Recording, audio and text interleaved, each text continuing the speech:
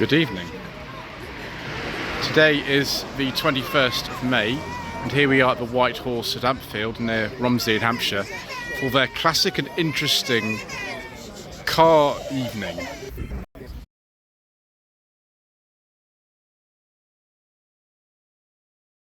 What is a classic car? What is an interesting car? The decision rests with John, who is the landlord, and as you can see we've got a huge variety of stuff here. We've got some really rare things that I'll show you later, and also things that are a bit more common. Go down to the end actually first. We'll come back to a lot of these things later. But we've got this lovely Fiat 131 Mira Fury. This is the Abarth version. It's a 1982 or 83 registration. We think the car's a bit earlier because this has all the characteristics of a Series 2 car. But of course by this time the Series 3, which came out, I think 1981 the Series 3 came out. So yeah, it has Fiat and Abarth badges. These are very rare cars. This is actually, as far as I can tell, relatively standard for one of these. They are very fast. They are a lot quicker than the standard Super Mira Furies and things like that were around at the time. But yeah, the same chap who has this, he's got a Delta Integrale as well, which I sometimes see. Next we've got this late MGB. It's one of the quite few cars here that are for sale this evening. This is for sale at about £4,000. Now we can see we need some paint on here, don't we? But $39.50 I don't think is too much money for one of these. They have come down in value a little bit recently, but I personally quite like road bumper ones like this. This is a very late one, so 1980, the last year they made these. As far as I can see, the interior looks pretty correct to me. It's not one of the very last ones which have had a different interior. Steering wheel I think has been changed. I drove a 1981 registered car a couple of years ago. What else it would have been made 1980, like this one. But actually it wasn't too bad. I prefer these later ones for some reason. I'm quite strange like that, but there we go. So we need to go back to the telephone number, don't we? Or have we even got a phone number on here? Oh yes we have. 07968 805 758. Mr. Bill from the Fuel Power channel says this could be yours. We'll go on to this Mark 1 GTI, quite a late one actually, 1983-84 registration. I don't think this is a campaign model. Obviously been modified for competition. No rear seats and things. It's quite nice actually that. It's after 1980 because of the rear lights. Next we've got this Abarth 595. I think they're being maybe a little bit generous this evening because we've got a lot more space. The weather was going to be really bad this evening, but it's dried up a bit, so it's better. I drove one of these, when was it? I think late 2023 I drove one of these. It was interesting. But we've got this Ford here. This is an Anglia from 1958. It's been in the same ownership for 36 years, this car. And it's very nice. It was used as everyday transport for a few years. It's been fully restored. It's obviously in the same ownership for all that time. It looks very nice and well looked after. I'm going to come back to some of the cars that don't have dated number plates on them, as no suffix or prefix, so I don't quite know what they are exactly. This thing is a Quantum. I think these are based on a Mark II Fiesta, but other Ford bits on here as well. So these are second facelift Ford Sierra tail lamps, and then we've got the dash in here from the Fiesta XR2. In fact, a lot of the interior is from a Fiesta XR2. It's basically a bit like a Fiesta XR2 convertible. You see we've got cut down doors from there as well. The donor car would have been from about 1987, something like that. I can't remember what model this is now, I forget, but they're very rare, these. Then we've got this Alpine A110. There is an Alpine dealership actually quite close to here. We live in walking distance of the Alpine dealership. So maybe it's come from there, yeah, it's come from there. It's come from Hendy, which is the local one to here. There's the I think that's an XK 84.2 leaving there. I should have got on this bit earlier, shouldn't I?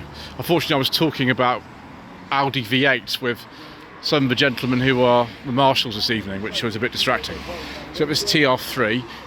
Personally, I find this more interesting. This is a 1995 Rover 100. I think this is Polynesian blue from memory. I think this is a Kensington model. Very, very nice condition actually. Obviously these had a reputation for not being the, so we say the least, most corrosion resistant cars, but this one's very good. Very much like it. Yeah, there's a Kensington, this one. Imagine it's probably a 1.1.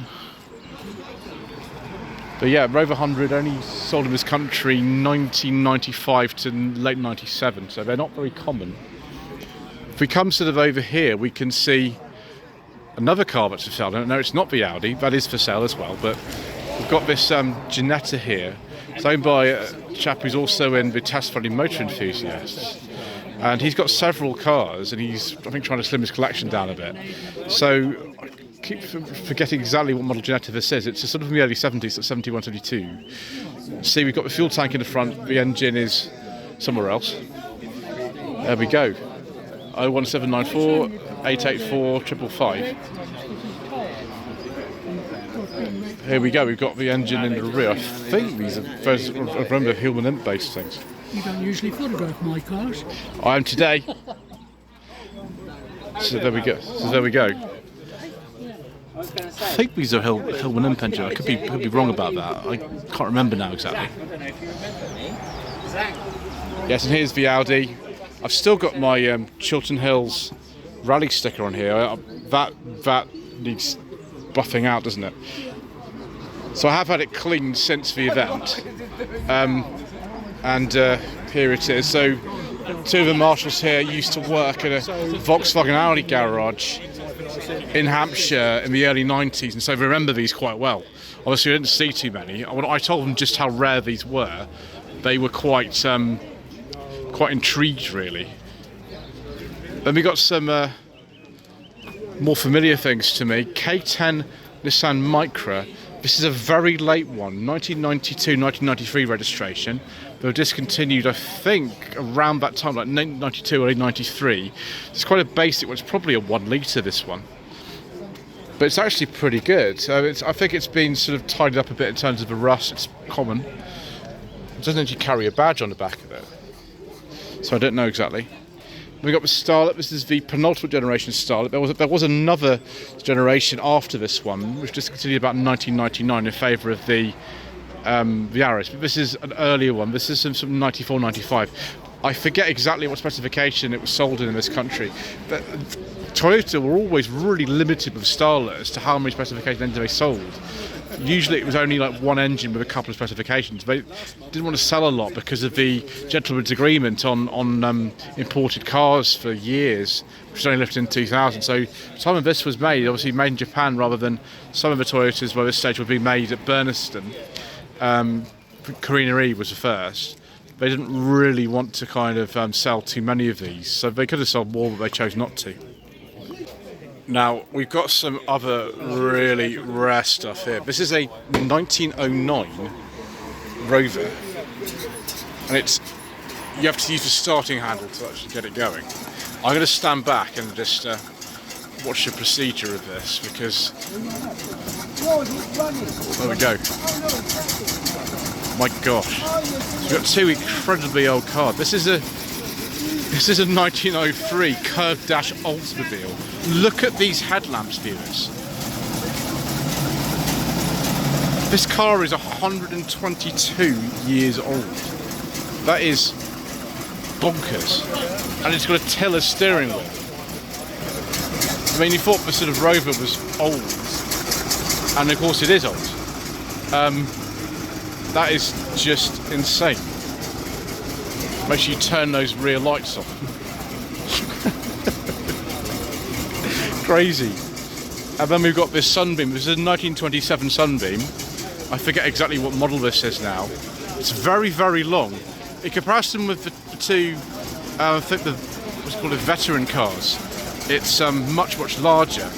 I'm not sure I'd like to drive this view. I think it would be a bit of a problem in terms of, I don't know, the brakes and the steering and the gear change. I think we'll probably leave those alone for a bit. It's crazy. And then we've got this this Volvo. I seem to remember this is a 740 turbo or something like that. We've got the later wheels on this. I think they're off like a V90 or an S6 or something like that. Yeah, there we go, 740 turbo, 1987 I think that is. Brilliant. We've got some more down this side as well. We've got this nice NAMX5 in green. So a lot of these actually at the Chiltern Hills Rally we'll be seeing more probably this weekend at Shedfest, which this video is probably going to come out after Shedfest, so which is a shame because you've got so many videos at the moment that I can't release all of them within the parameters I have, so we have to do things after we've done other things. So 1.8 IS, this one, I'm sure this was before somewhere, 1996-97 registration. But we've got this Mark IV Spitfire, this one, in, I can't remember what colour this is now. Yeah, I can't remember. Harvest Gold, Sanglow, something else, I can't remember now. 7273 on an L. You can see the underbody access is absolutely amazing, like it is for a Herald or a Vitesse or GT6. And then this Series 2 E-Type, 1970-71 on a J. What a fabulous car. I've driven a Series 1, I've driven a Series 3, but not a Series 2.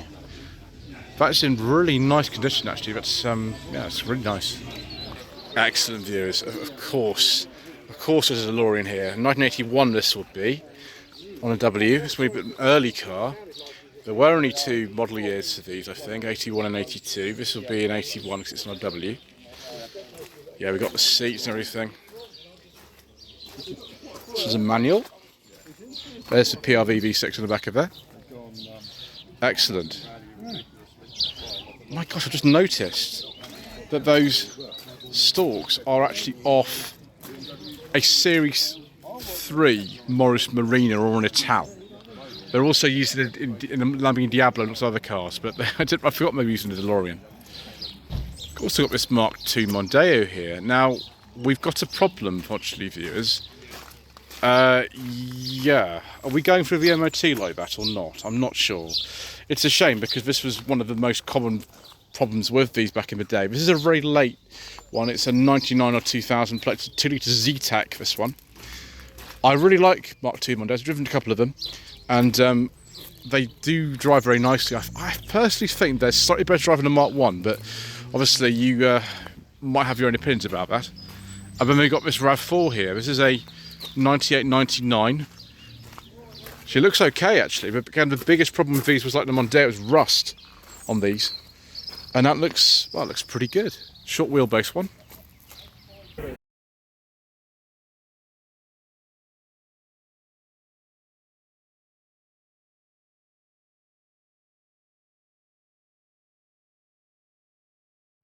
So we saw quite a few of these over the weekend at the Chiltern Hills Rally.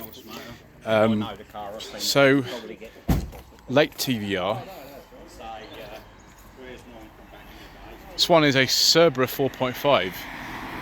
I think these were discontinued about 2001. I'm not entirely sure. I'm not great on TVRs, but typical TVR colour of the day as well, with these sort of later rear lights that these had. As you can see, because the rain has started again, a lot of people are sort of on the way out. Obviously, the procedure for wet weather for an MGA is a bit sort of more than the car that I've got. It involves sort of fitting various screens and things. But it's very nice sort of dark green with this sort of cream hood and beige interior. Very nice. Right, viewers, that's a lot shorter than the videos we normally do here. Normally we're like half an hour, but we're at sort of 14 minutes. So I think that's a good place to end. Thank you ever so much indeed once again for watching. Please don't forget to subscribe to the channel. Like this video, leave a comment below, and we shall see you again soon for some more correct information.